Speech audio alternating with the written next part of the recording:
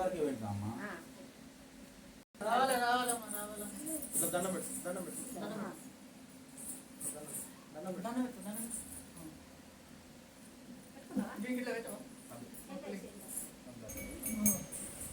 పేరు చెప్పి తల్లి ఎల్లమ్మ పేరు చెప్పి తాత